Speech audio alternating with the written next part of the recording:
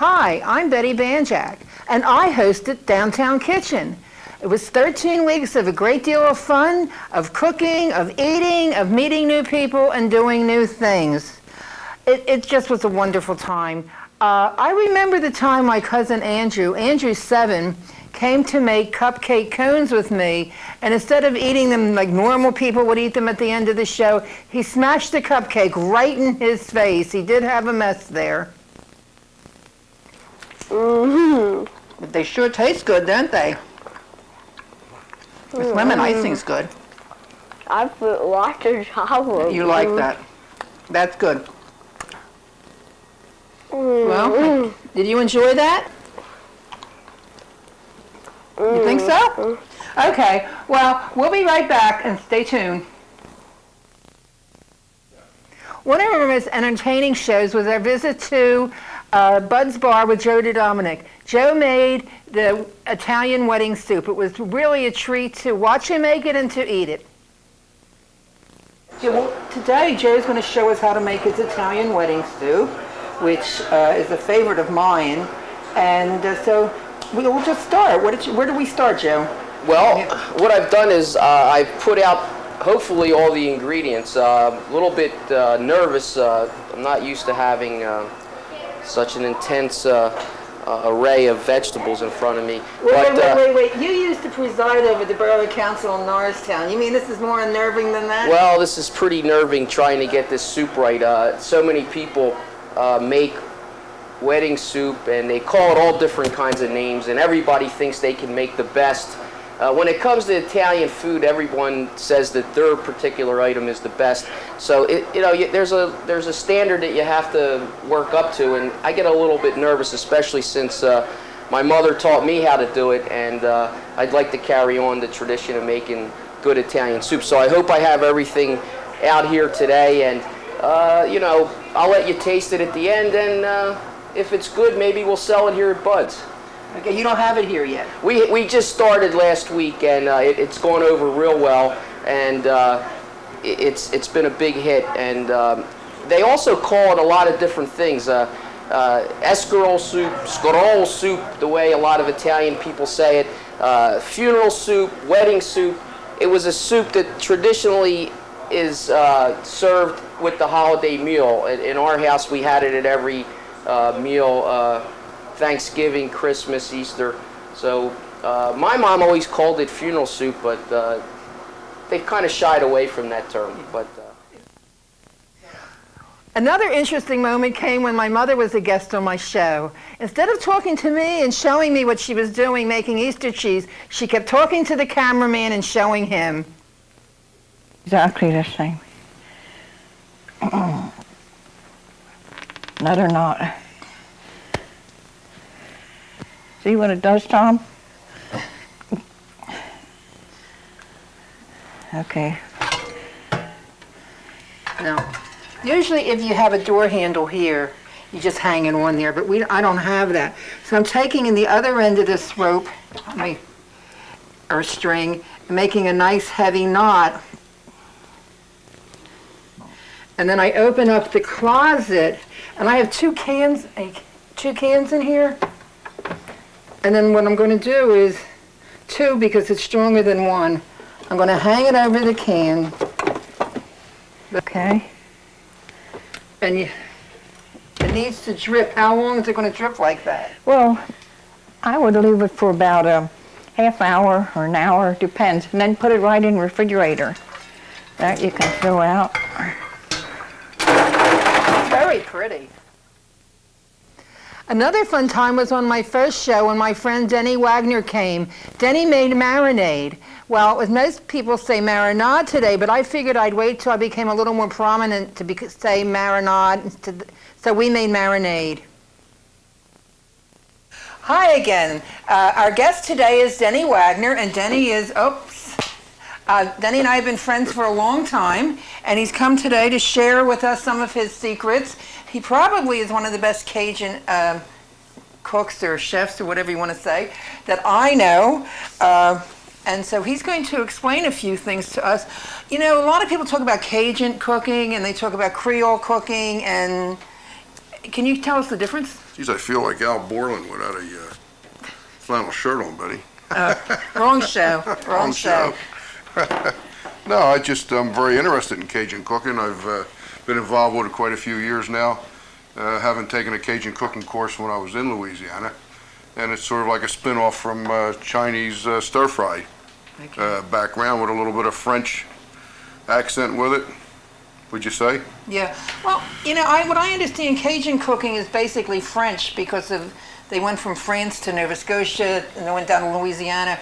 And Creole cooking is sort of newer because it just started in Louisiana, which is a much newer area. Smoother. Yeah, it's smoother. It's cityfied. It's cityfied, yeah. Where the others, the Arcadians? Yeah, they're the Arcadians and the Cajun. Choctaw Indians were the original So, Cajuns. you want to show us what you've done, what you do to get your marinade? We're going to make marinade. Now, when I become a little more prominent, I may say marinade, but right now we're making marinade for some pork chops we have here.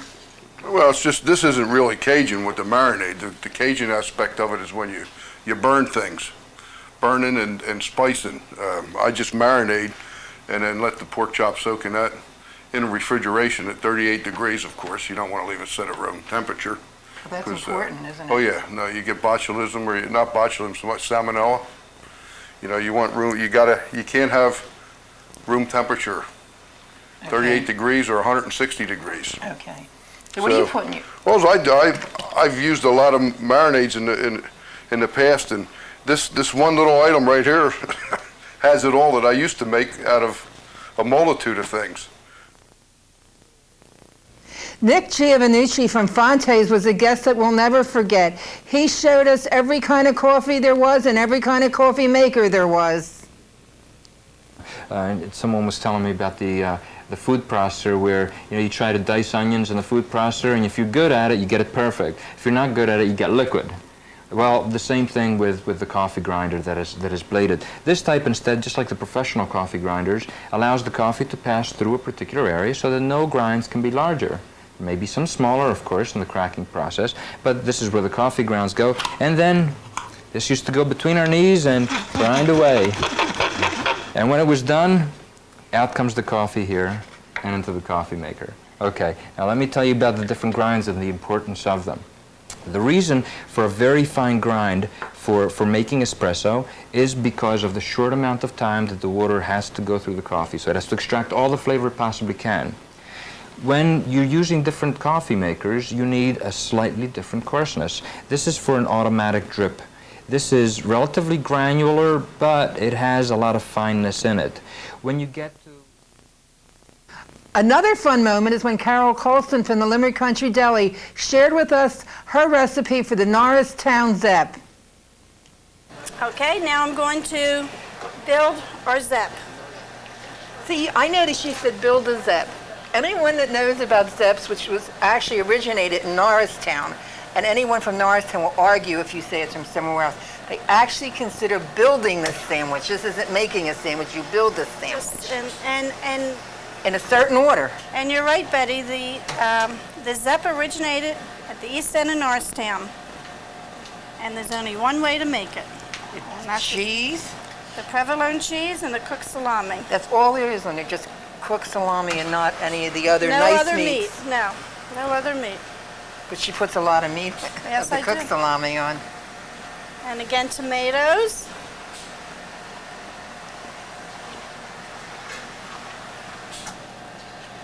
And onions. This is our most popular sandwich. We sell more of these than we sell of anything. On the last show of our series, my friend and good neighbor, Tony Manzo, was my guest. And Tony is the bread maker in the house. Tony has at least 13 different kinds of bread that he showed us how he made and what went into them. Okay, thank you, Betty. First, I'd like to start with the famous panettone, which is an Italian bread made at holidays. All of these breads you will see are made with yeast, some sort of yeast. Now, we all know that breads take flour, water, yeast, sugar, and salt. That's the basics for all of these. Now, deviate from each other because we have this because of the high rise, and this is one of the attractive things. I am going to cut them open and show them to you. But I Are we want to... going to get to eat them? Of course you are. Oh, okay. And while I'm here, I just want to get the knife so I can cut them open and show you the textures. This particular bread is made in Italy, as called the panettone, as I told you, has eggs in it with yeast. And the yeast helps the egg to rise, and you see how high it comes. Again, this is a commercial yeast. We're going to also go to yeast that are starters, self-starters, to make a European bread. This is a German-Dutch rye loaf, and it takes about 12 to 15 hours to make this dough rise, and it takes 3 days to make this loaf of bread. So to go right... Well, I was glad you were able to join us and to see a little bit of what we're about. If you'd like to be part of us and advertise in Downtown Kitchen, please call our sales rep, Sue Kuhn, at area code 610-287-8323. We hope to hear from you, and we look forward to hearing from you. So good cooking and good eating.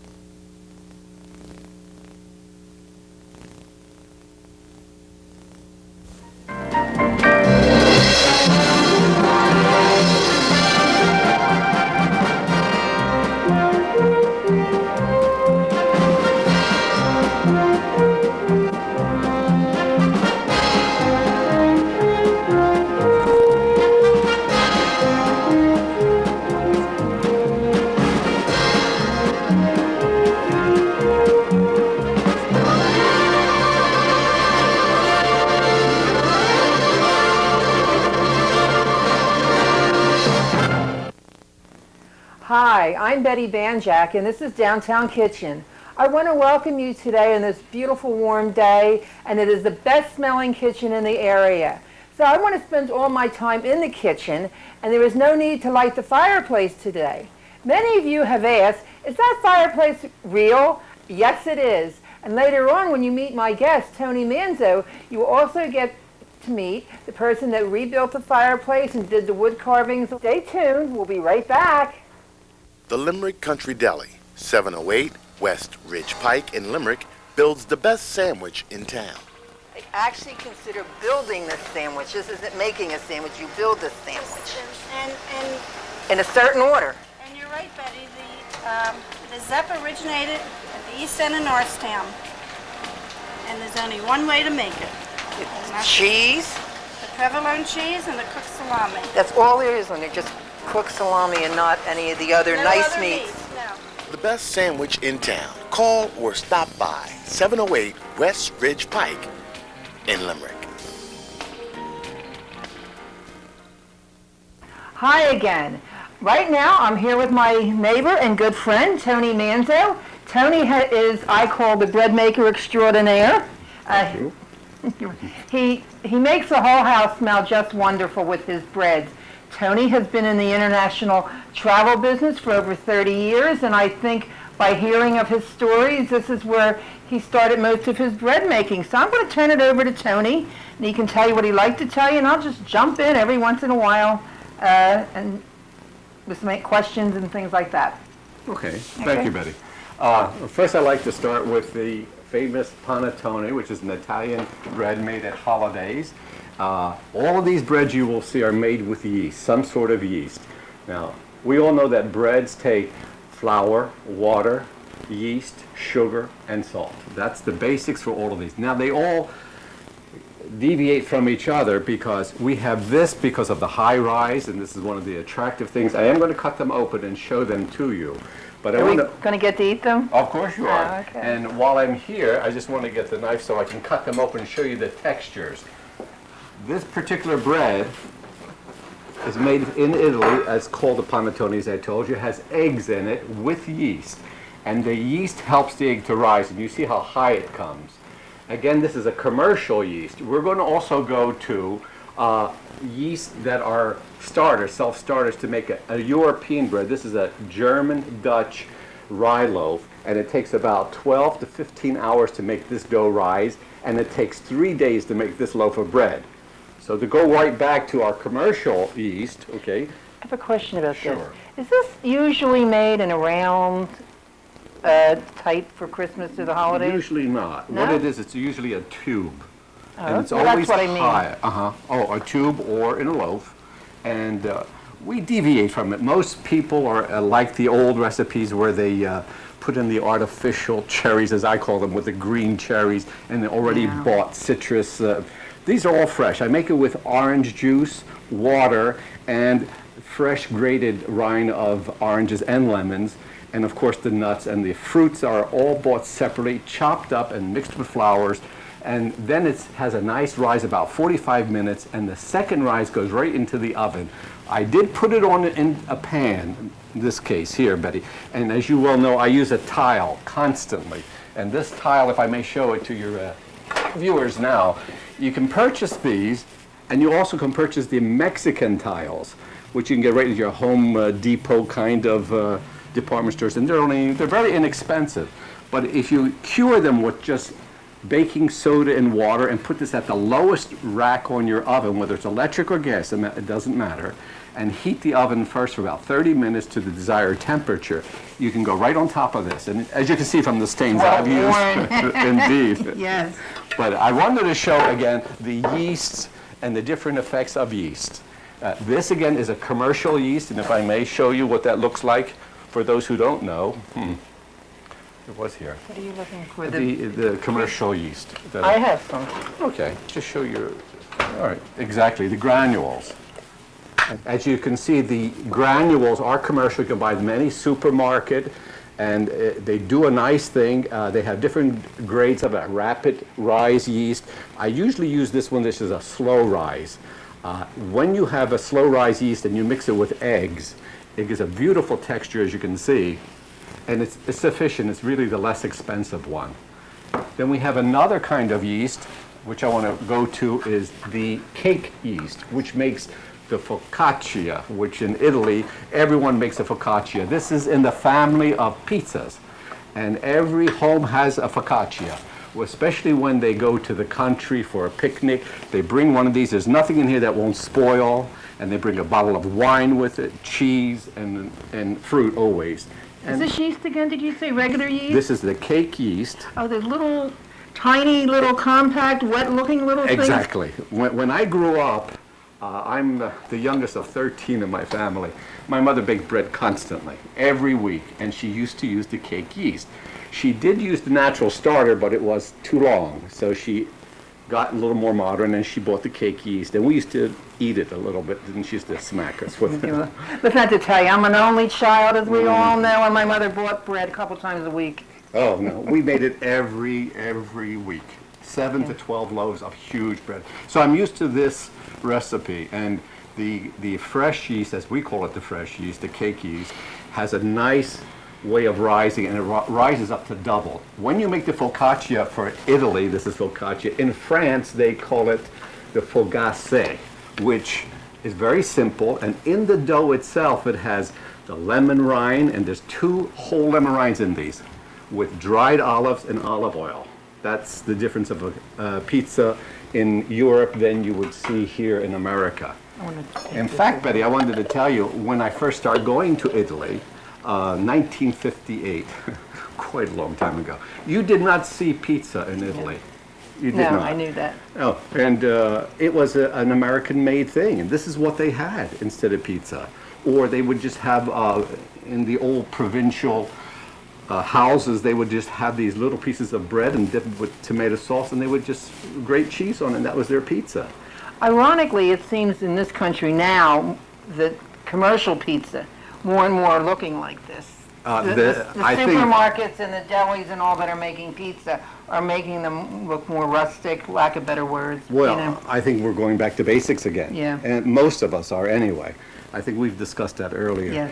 Yes. Some of these have all the whole wheats and the whole grains in them, which I'm really a favorite of. And I go back to even grinding my own grains, as you well know, to make whole grain Did you bring that breads. little grinder with you? I did not, Oh, no, okay. but I could. I wanted to show also, when you have regular sugar with yeast, because the yeast eats the sugar and starts to rise, until it hits the salt, then it stops the rising. And that's the whole chemical reaction that takes place with the breads. But I found this in the health food stores, and it's just a little better than sugar, because when sugar burns, and it eats up, it leaves an ash. It has a little aftertaste if you have a fine palate for bread. This, you leave nothing. The flavor is, you cannot believe the flavor of this when it's in the bread. And it is in this bread here. The other thing I wanted to show, Betty, was the different kinds of starters, if you don't mind.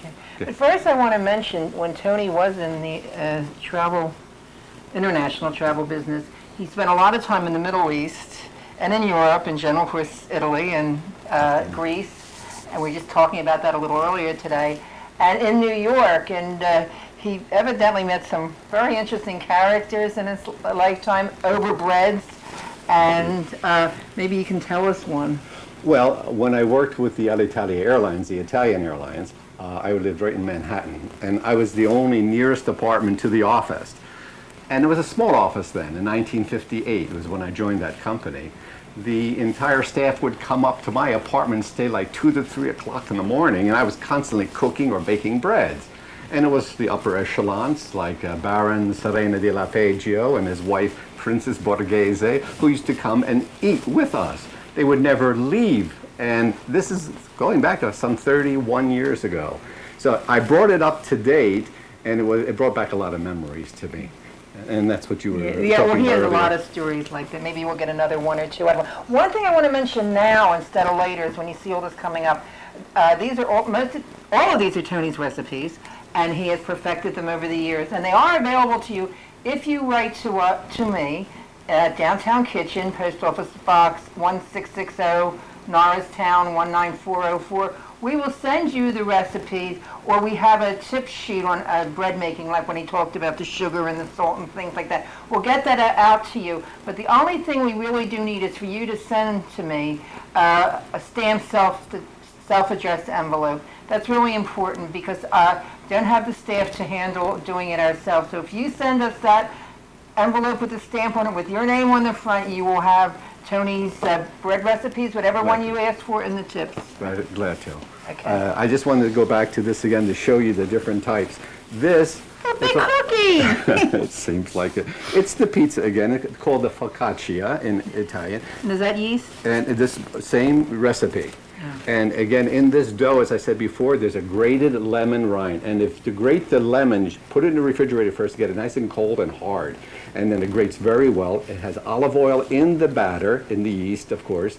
And the yeast cannot hit the salt. So that has to be done. And all of these are done by hand. I have some things I do by a machine, which is a bread machine, but I don't make it bake. I just use a dough setting on my bread machine. I have to tell this Sure. story about that. I have a story about that. Tony did things in reverse. Most people that I know of start kneading the dough by hand and they cook, they bake it and do that stuff. And then they go to a bread machine and say, well, it's easier. Well, Tony did opposite. He bought a bread machine. He did everything by a bread machine and started taking his frustrations out by kneading it again as he remembered. I remember he made bread a long time ago and not having made it for a while. So he went back to doing it with his hands instead of a bread machine. And I still think you mentioned that some of the things you mix in a bread machine, you'd like to mix in a bread machine, but not to finish them all. Excuse me, but yeah, like this bread here. This takes a two-part kind of bread dough. In the bread machine, I will mix the light rye, and by hand, I will do the regular rye while it's being mended or while it's being taken care of.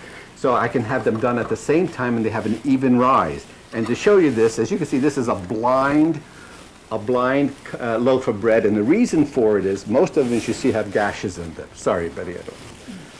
The gashes, as we call them. And this doesn't have any for this reason. When I cut it open, I want to show you the inside of this. That has the pumpernickel inside with the outer, which is a light rye. If I had made the gash in here while it was rising, that dark would have come right through and spilled out, and you would have had a ruined piece of bread. And that's the reason why bakers call this a blind loaf. There is no slash in here at all.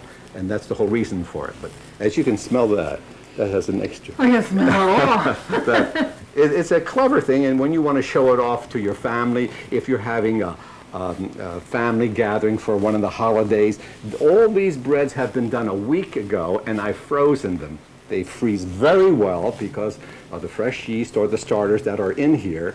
And the morning before you're ready to have them put out on the table, I still leave them on the wrappers to thaw out by themselves because the moisture will keep in it. And I throw them in the hot oven for no more than 5 or 6 minutes. With the wrapper on it? No. Oh, okay. But that's interesting. I know Yeah. people have done that. So it And melts it. it doesn't make sense. I mean, you take the plastic melts. Yeah. The other thing I wanted to show was the wonderful San Francisco sourdough bread. Sure, please do. And I can also take out. This is the sourdough setting, and it's made with yogurt, which is a good quality yogurt. It has about 3 different organisms in it. And if you get a good quality yogurt, you'll find that mixed with a non-fat milk, which is a skim milk, for about 12 hours, and you keep this about 90-degree temperatures. I put it on top of a stove. I have one of those wonderful stoves. I have a flat top electric stoves and oven. If you put this on there and it stays at that temperature, it starts to bubble. Then you mix a cup of flour in it, and this is what the sourdough is. That makes your dough very sour, and if you want it even more sour, you prepare it ahead of time and you make what we call a sponge, as you well know.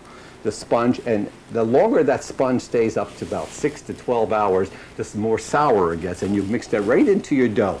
I have mixed this in the bread machine, just for the mixing part. Then I took it out and shaped it by hand. Now, you do slash this before it rises. And while it's rising, it just opens up very nicely. Do most breads have the same amount of risings? No. I mean, No. this type of bread? No. No. As you can see by all the commercial yeasts that we use, they do give a higher rise, and that's what people look for. But in Europe, it's just the opposite. It's the flat breads they look for because they're a slow rise, 12 to 15-hour rise, and sometimes it takes a couple of days to make one loaf of bread. But as it's rising, the flavors are all gathered through this instead of the sugar. And when you eat it, the taste is completely different. And it's more chewable. And of course, you know, Betty, I've always told you, Europeans have always criticized our light, fluffy breads here. And that's the reason why. I wanted to show you what the rises do. Excuse me for reaching over. That's okay. He also criticizes the white fluffy breads we have here. Don't let him kid you. I play with it like Play-Doh. I do. I wanted to show you, first of all, the San Francisco sourdough. Look at the texture of that. That's wonderful. And it's worth it to go through this trouble, seriously. It only takes about 12, maybe to 24 hours to get this going for your sourdough bread. However, know this, it does have yeast in it. Most people think because it's a starter, it doesn't need yeast. It does have yeast in it. So the combination of the two, even though it's flat, because this is an organism by itself and the yeast is an organism by itself, and they do combat with one another to keep it low instead of a high rise. Of course, my oven is always filled with this tile, and I spray water, or I put a pan of hot water in to make it crusty, as you can see. And the pan I would like to show you is something that's heavy. You can buy these at a restaurant store, very heavy. You put this in while your oven is hot, not with water in it.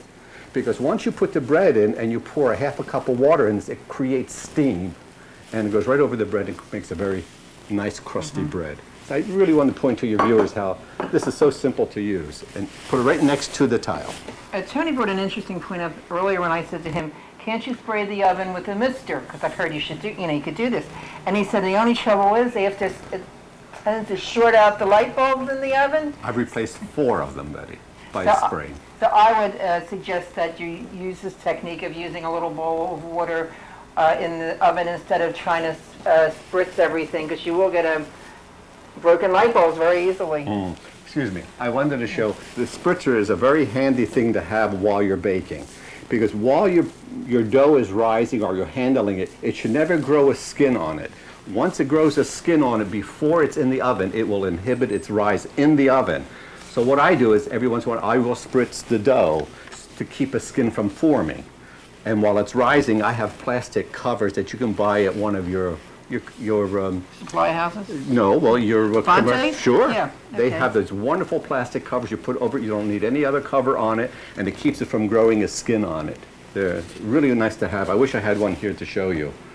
But the next step is I wanted to show is the starters. Well, yeah, there's more. This is There's a more. French loaf. I love the French loaf. It's just a little different because it just has a basic water, yeast, flour. It has a certain rise to it. There's nothing more than that to it. And it really comes up well. And to show you the texture of this, it's superb. It's amazing if you can get something like this out of bread and flour and water. And that's And all it yeast. is. To make it Italian, to make it different, it naturally has sesame seeds in it or oil, olive oil, and that makes it the difference. The basic dough is there, the same kind of recipe. You want to tell us about this one? Yeah, let's show you. As you can see, these 2 loaves are related. They're the same dough. However, when I made the starter for this dough, it was not mature enough. So you can see it had a flatter loaf. After I waited a couple days for the starter to mature, it gave a higher rise. Now, this loaf of bread takes 3 days to make. And if I may put this away, because this is from the sourdough, I want to show you this starter for the European bread, right? Is this edible? Yes. It's still edible. In fact, we'll cut it open if you want. Did you want to use this before? No. Okay. It's edible, but it doesn't have the flavors that the other one will have. It has more of a porous thing.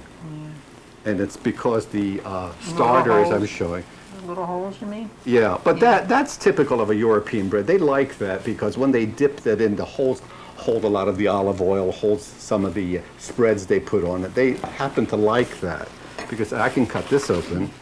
So tell us the truth. How long have you been baking this stuff? I mean, not baking For this?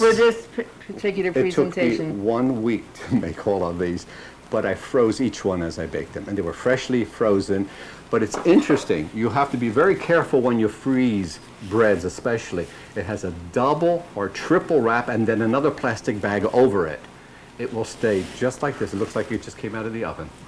And I do stick them in the oven for another 5 or 10 minutes before I bring them to the table. But I want to open this one up because this is really a nice bread. It has a nice aroma to it. See the difference? Oh, yeah, it's much finer. Finer The than- difference of, yeah, because this was a mature starter. When I say mature, I'll show you what I mean by that. Sure. Here it is right there. This starter was started 1 week in advance. Do you see how it grew? I can show you, probably see it now? That looks a lot like your sourdough. Well, it's basically the same. Only thing is you don't put yeast with it. This is the yeast. It grows its own organisms. And it's very simple. It's made with organically grown raisins.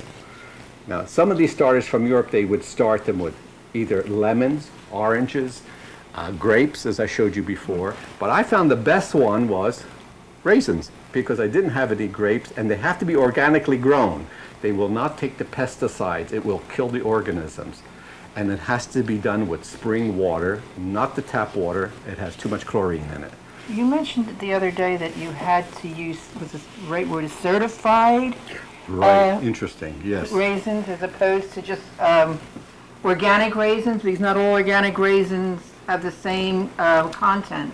Let me explain that, okay? Yeah. You know, I am an insatiable reader. I read constantly, especially about organically grown foods. Years ago, when I started with organically grown foods in New York especially, it was just organic and everything was fine. But today, they have so many organic grown farmers that want to make money. so they can use this soil composting and call it organic, but they'll use pesticides to spray the bugs. It's still organic, but the government says if you want to use it as organic and you want to sell it as organic, it has to be certified. So anytime you get something that does not have a pesticide on it and grown organic, it has to be certified, and it will stay organically grown certified. And I know that's important to the type of thing you do. Yeah, especially because those pesticides will kill the growth of the yeast. And this is in this bread here. As I said before, it takes a long time. It takes about a week to make the starter. But you can keep this for a year, but you got to keep feeding it every day. You just put flour and water. Would you like me to do one for you? Okay, I have a question. Sure. When you said you have to feed this, I understand about feeding. How, and you can keep it for a year, but how much can you use off before you feed it again? You can use up to a cup. Okay. And then just replace it again with a cup of water and just about a cup of flour. And how often do you have to use it within a year's time? Within the year, if it isn't, you can start a new batch because you don't want it to be old. Yeah. And it's sort of, it doesn't live very long after Well, a I year. guess I'm wondering if you don't use it for a year and you keep feeding it, it's going to be a very big batter. Oh, it will do it if you don't, yes. It keeps okay. growing and growing. And what happens is when it does grow and it overflows, it's like concrete. It's very hard to get off. But that, I think what you're saying is that after a year or within that year. Do we have any other breads to show? Or I think I've shown it all, except I want to show some of the well, starters. why don't you do one of the starters? And I'll just move some of this stuff out of the way.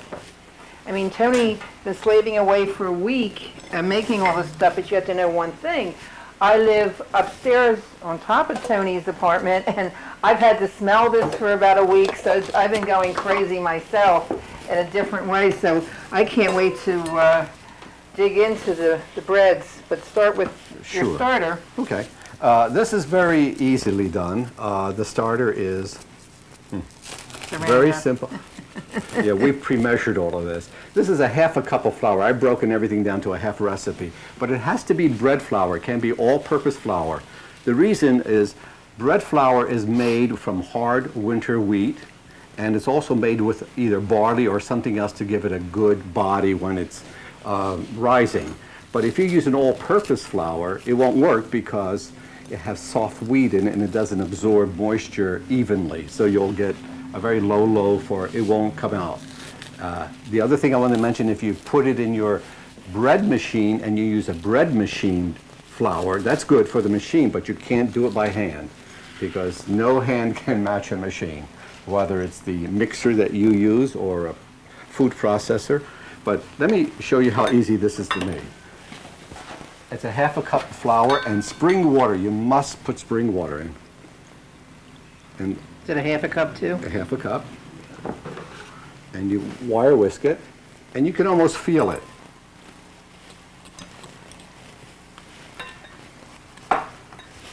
Now I see it's getting a little tight, so I'm going to put some more water in it. Got to be loose. And if you just take this off for me.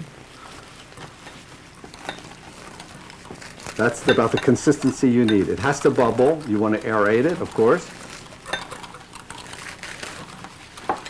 And you just dump in a half a cup of organically grown raisins, and this is in the supermarket. It does say certified on it, as you can see that. And they must be submerged. That's all there is to making a starter. And you wrap this up, and you put it in a warm place, yes? They don't like drafts, so almost any kind of bread making, if you put it into your kitchen, make sure it's free of drafts. Always have a warm kitchen if you can, and you'll have very good results. All of these were done in a warm kitchen. Okay, and you just leave that out of a draft. The other thing I wanted to show you was to make the starter, and once it's mature, as I mentioned to you before, and this is the maturity of it. Did we take it away? What? The Which starter. Here. Here. This is what it looks like when it's mature.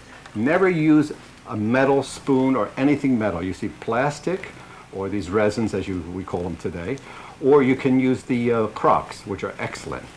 Okay, and see the consistency of that? The consistency of that is almost creamy. And you use maybe up to half a cup into with your flours, and you can mix. When I say flours, here's a whole wheat flour, here's a rye flour. You mix it with some beer, and you will get this loaf here, and it makes a sponge. Well, I'm sure we learned an awful lot today, almost too much to comprehend, but if you sit down and think about it, I think we really do know what Tony was talking about. And again, remember, you can send for the recipes or the tip sheet on bread baking from Tony. And I want to thank you very much. I enjoyed it. I learn constantly from him about breads, and we'll be right back.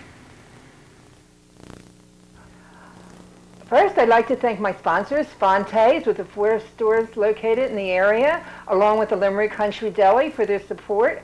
I also would like to thank my very special guest, Tony Manzo. Tony is my good friend and neighbor who shared with you today his very fine bread recipes. And I want to remind you that my cookbook, Downtown Kitchen, is available by sending $13 to Downtown Kitchen, Post Office Box 1660, Norristown, Pennsylvania, 19404. The book and any of the recipes that Tony made today that you'd like to have can be gotten by writing to the Downtown Kitchen address, and we will send them along to you. But make sure when sending for just the recipes, you send a self-addressed stamped envelope so we can get them off to you. So until the next time, good cooking and good eating.